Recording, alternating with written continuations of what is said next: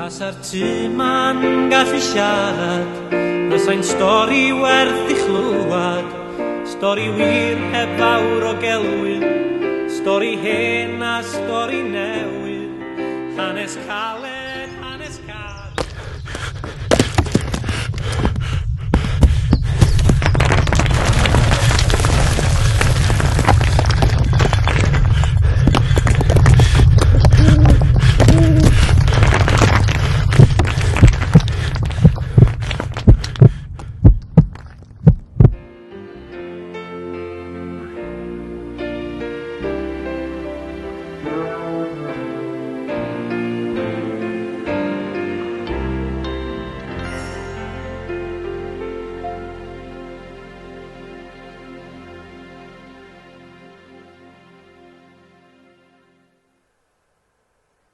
Ar ôl iddyn nhw osod yr arwydd gwerthu tŷ, nes I sylwi fod y polyn oeddwn I ddal yn union yr un siap a phren croeshoelio.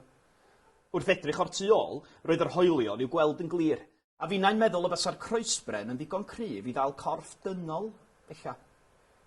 Taswn i'n trio, gallwn osod fy hun ar yr arwydd am ymreichia'r led I guddio'r geiriau. Clyming ar ddyna chortyn gos olat, ac aros yna drw dydd fel Iesu Grist a gweiddi, gorffenwyd dros y lle. Mi fysa'r dyn crafat drws nesaf yn dal ati dorri'r gwair ar un janista heb sylwi debyg iawn. A'r bobl dros ffordd yn nodio'n glen wrth dynnu pennau blodau'r bordors. Codi llaw o bosib, ond dim amser I siarad. Pwyntio a cherddad I gyfeiriad y drws yn meimio fod tipping point ar fi'n dechrau.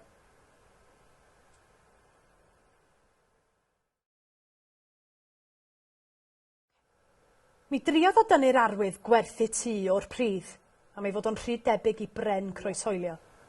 Mae eisiau gras, dydodd o. Efo tŷ, ddydes I.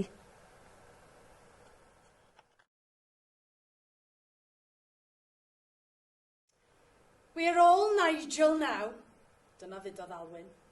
Dyfynnu'r dyn drws nesa oedd o, cyn treithi eto am y cwmni datblygu.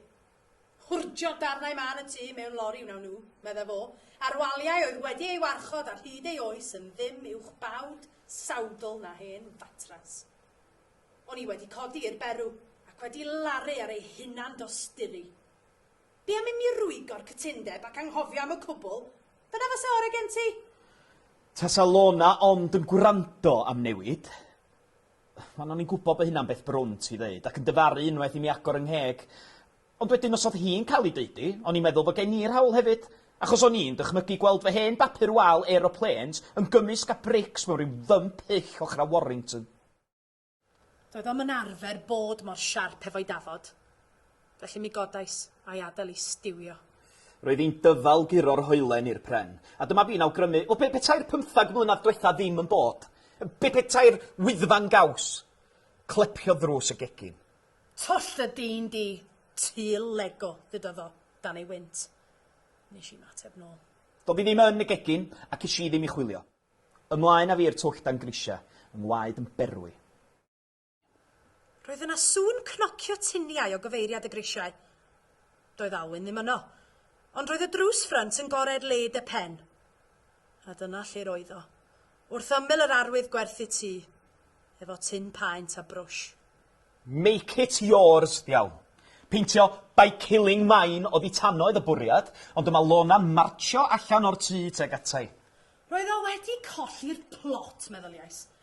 Gwamalu am dorri pennau cymdogion efo siswn, gweld Nigel Farage yn dod o'r sinc a rwan hyn. Tynnais y brwsh o'i afal. Yn ansicr ei gwen, cododd y ddynes dros ffordd ei llaw o gyfeiriad y Sweet Williams. Ti'n yn gall, meddwn wrth gario'r tin paent yn ôl i'r tŷ. Are you alright, Alwyn? Gofynodd y gymdoges gan chwifio llafn garddio I blaen. Concern yn ei llygad a'i llais. A dyma fi'n hatab I yn bendant. Cofiwch Drywerin! Cofiwch Alwyn!